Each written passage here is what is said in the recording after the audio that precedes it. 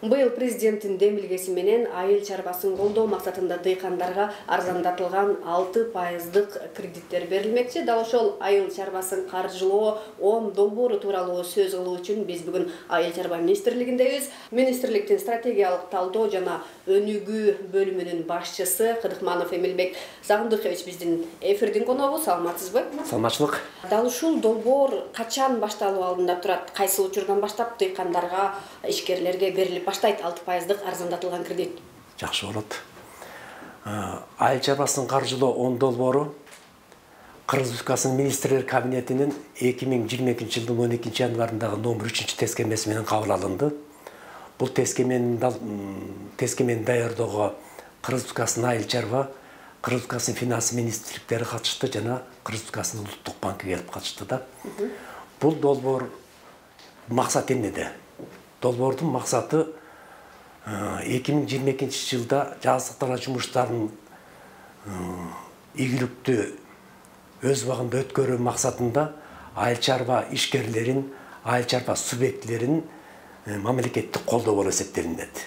Бул долбоордун алкагында быйыл 22 жылы биз 3 багытта жеңилдетилген каржылоо маселелерин чечели деп турабыз. Биринчи багыты бул айыл чарбасынын мал чарбасы, өсүмдүк өстүрүү тармактары.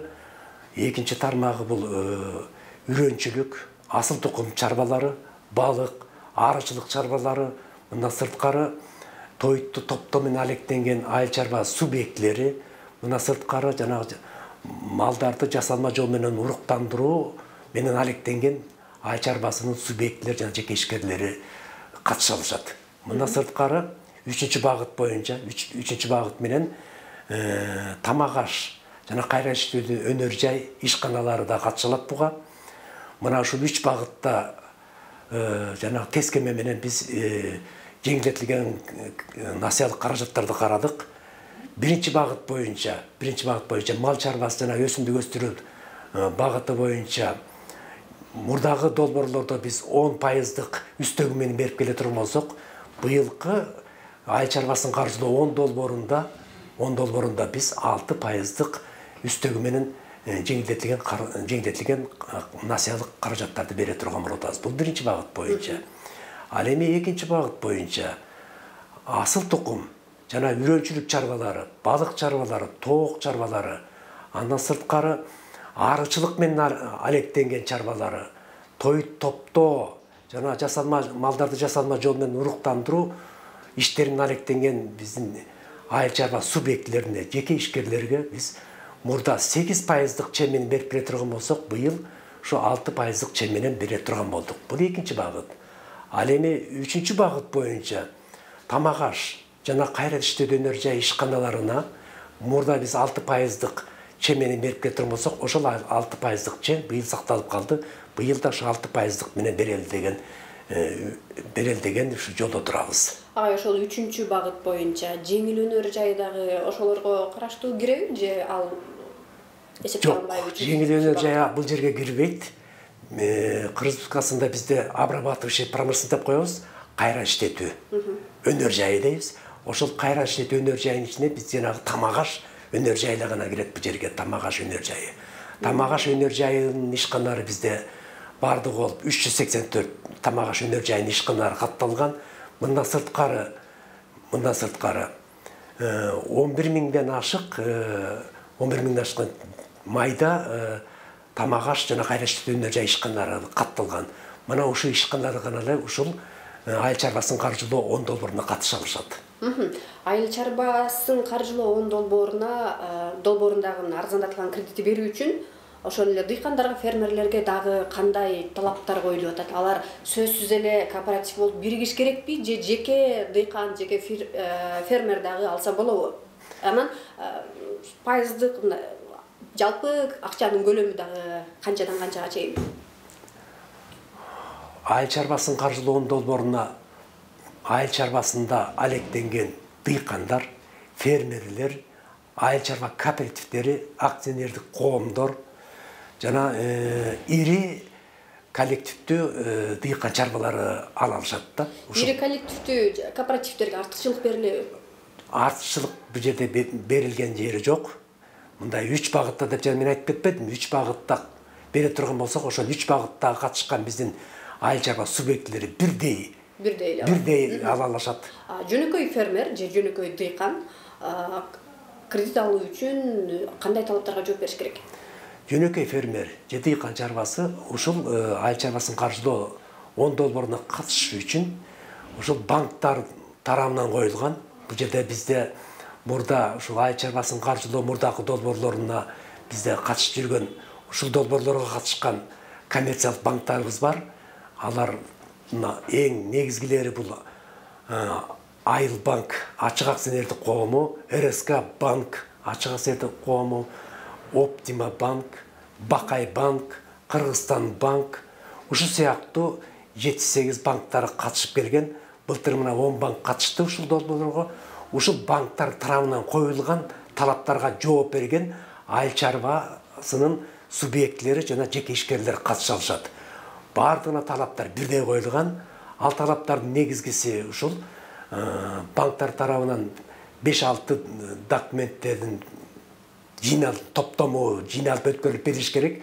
Ошол документтер топтоп өткөрүп берсе, ошол дыйкан чарбасы катыша алышат. Банктар эмнени талап кылып атат ошондо ал дыйкандардан? Сөзсүз түрдө мисалга өзүнүн чарбасы болушу керек же болбосо дагы кандай талаптар бар? Негизги талаптардын бири бул күрөө. Эң негизгиси күрөө коюлуш керек. Бул сөзсүз түрдө күрөө коюлуш керек.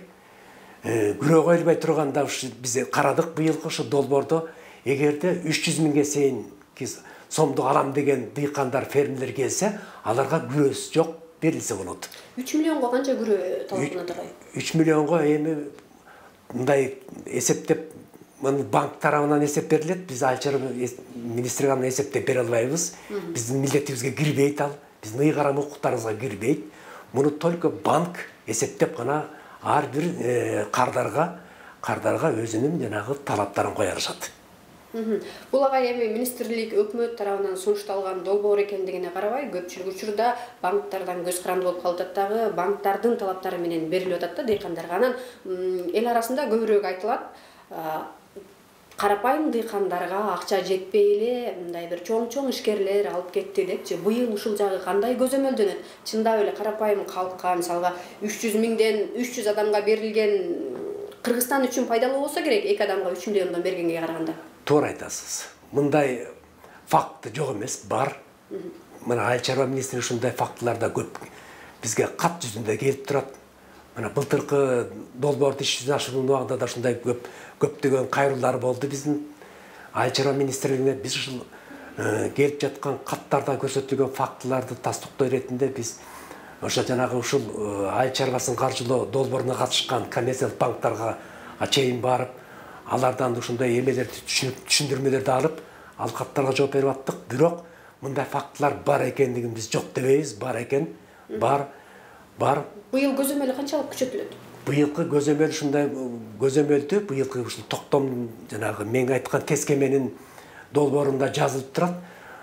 Ушул айыл чарбасын каржылоо долбооруна катышкан коммерциялык банктардын ишмердигине көзөмөл жүргүзүү бул Кыргыз Республикасынын финансы министрлигине, Кыргыз Республикасынын улуттук банкына гана жүктөлдү. Экөө гана текшерилет.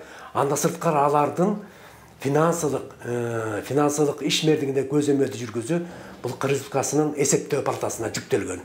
Ал эми Кыргыз Республикасынын айыл чарба министрлигине мындай ыйгарым укук берилген эмес. Биз анын банктардын финансылык ишмердиктерине көзөмөл жүргүзгөнгө бизге ыйгарым укук берилген жок.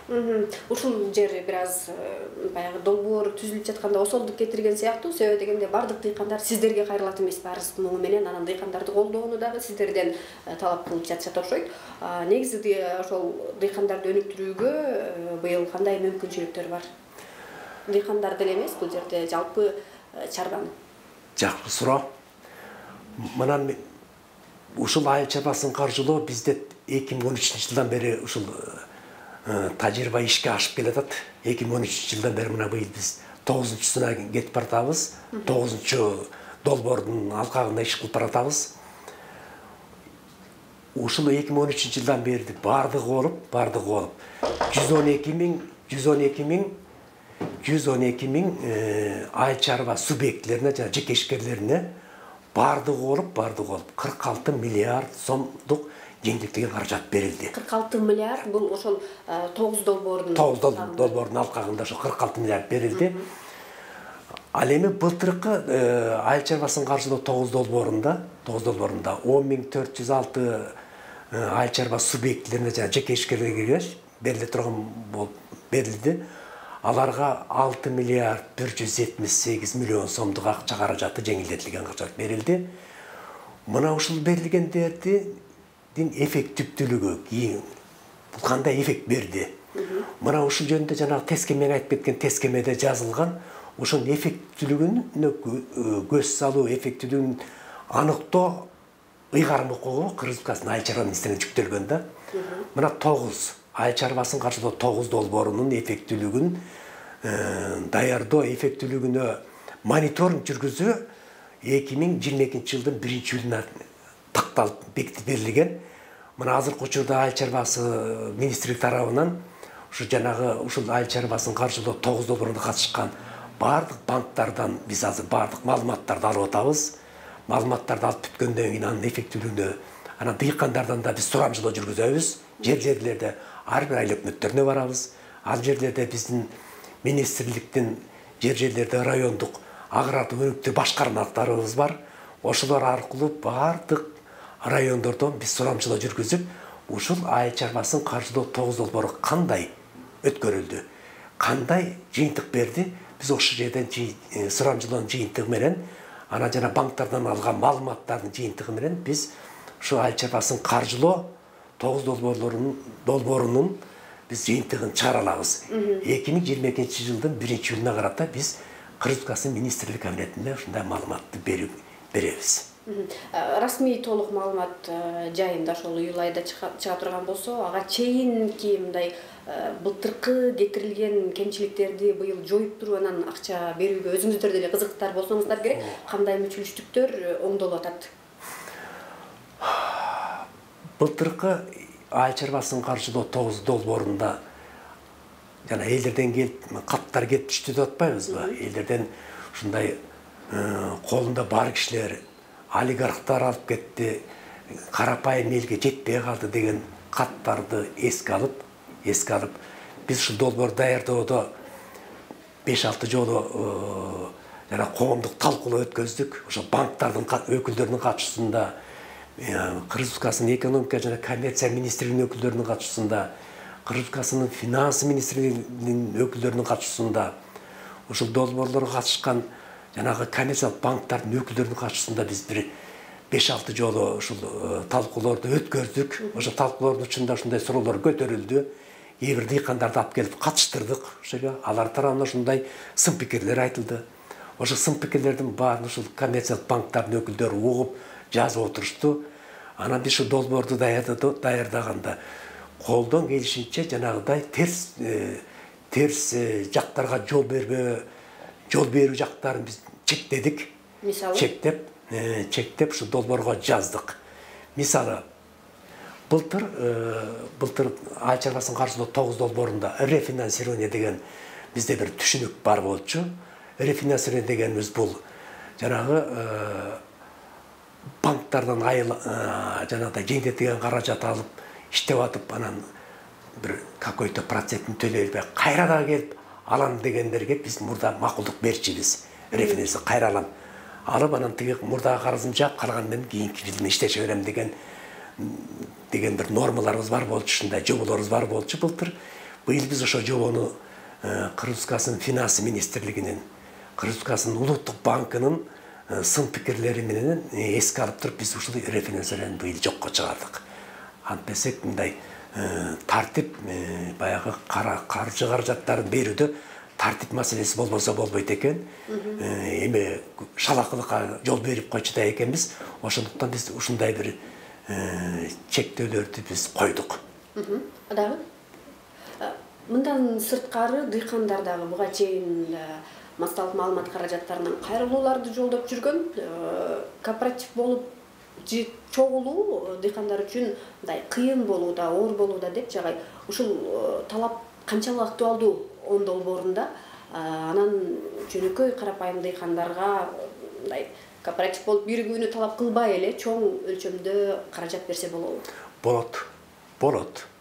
Бул долбоордо биз андай чектөө койгон жокпуз. Айыл чарбасын каржылоонун долбоорунда андай чектөөлөрү жок. Дыйкан чарбалар деле, фермер чарбалар деле кооперативге бирикпей деле келип ала берсе болот. Бул биринчиден. Экинчиден түзүлгөн кооперативтерибиз бар бизде. Алардын саны бизде азыр 470тен ашык кооперативибиз бар.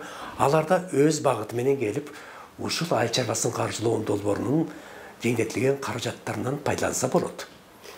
Мындан сырткары азыр айтып кеттиңиздер. Бул айыл чарбасынын кооперативдештери бул биздин айыл чарбасынын, республикасынын айыл чарбасынын келечеги. Кооперация деген бул өзүңүздөр билесиздер, илгери эстер жаңыдан курулуп атканда эле ошо Ленин айткан экен, кооперация бул биздин локомотивибиз, экономиканын локомотивибиз деп баштаган. Биз ошо союз кезинде ошо колхоздун кооперативный системаны өнүктүргөнбүз. Колхоздор болгон. Азыр эми колхоздор жок, совхоздор жок. Лениндин доору бүттү азыр. Бүттү. Мен азыр жаңы заманга келатамын. Азыркы учурда бизде ал колхоз, совхоздор жок. Бирок биз кооперативдерди өнүктүрүү багытында иш алып барып жатабыз. Бул өтө керектүү маселе. Себеп. Союз кулагандан кийин бизде айыл чарбасында жанагы өтө майда чарба жүргүзүүчү субъекттер өтө көбөйүп кетти. Алардын саны 460 миңге чамандап кетти. Союз кезинде колхоз, совхоздордун саны 504 боло турган болсо, 504 чарба боло турган болсо, азыр 460 миңден ашык айыл чарбасын жүргүзүүчү субъекттер пайда болду. Ошолордо айыл чарба өндүрүшүн жүргүзүү майда жанагы мелкотоварный производство деп коебуз орусча айтканда, майда товар жүргүзүүчү субъектлерде жанагыдай айыл чарбасын өндүрүшүн өнүктүрүү маселесин андан жылдыруу мүмкүн эмес. Буга биз көзүбүз жеткен. Ошондуктан айыл чарбасында майда товар өндүрүүчүлөрдү биз бириктирүү багытында жана кооперативдерди ирилештирүү маселесин коюп, азыр ушул кооперативдештирүү жагына баратабыз. Башкача айтканда, дыйкандардын, фермерлердин жоопкерчилигин күчөтүү үчүн кооперативдерди талап кылып атасыздар. Обязательно. Бирок ошол кооперативдерди ошол эле дыйкандарга кайрылуу жолдоп атат. Кооперативдерге акча берет деп талап койгон менен кооперативде баягы эле монополисттер кредиттердин баардыгын алып калып, анан жөнөкөй жаңы баштоочу дыйкандарга акча жетпей калат депчи. Бул жагына көзөмөл кандай болот эми? Себеби дегенде кантсе дагы дыйкандарды колдоо сиздерден талап кылынып атпайбы? Бул өзү менимче жана кооперативдер эле монополисттер эле алып кетет деген тыянактан биз айыл чарба министрлиги алыспыз. Көзөмөл жүргүзүлөт. Ушул жерден айтканча кетип кетсек болбосо, былтыркы жылы айыл чарбасын каржылоо 9 долбоорунда канча дыйкан, канча фермер, жалпысынан канча суммадагы, бая айтып өттүңүз 6 миллиард депчи. Канча дыйкан кредит алды санына караганда? Азыр как раз мен жана айтып кетпедимби, азыр ушул жерлерде биздин айыл чарба министрлигинин райондук агрардык өнүктүрүү башкармалыктары бар. Аларга тапшырма берилген. 2022 жылдын 1-апрелине чейин ушул маалыматтарды топтоп берүү, анан айыл чарба министрлигине жеткизүү аларга жүктөлгөн. Азыр ушул маселе алар тарабынан жүргүзүлүп атат. Бизде жалпы маалымат бар, жанагы 10.407 айыл чарба субъектлерине, жеке ишкерлерине жана 6 миллиард 478 миллион акча берилди деген жалпы маалыматыбыз бар. Азыр ушул жерлерде жана биздин агрардык өнүктүрүү башкармалыктарыбыз ушул маалыматты топтоп атышат. 2022 жылдын 1-апрелине биз толук маалыматты бере алабыз. Ага чейин мындай маалымат азыр бизде жок. 10 миң бул болжолдуу саны болгон болсо, агай былтыркы эмес, мурдагы жылкы десек болот. Анда мурунку жыл, мисалы 2019 жылы канча дыйканга берилген эле? 2009 биз айтып кеттик. Айыл чарбасын каржылоо 9 айтып кеттик.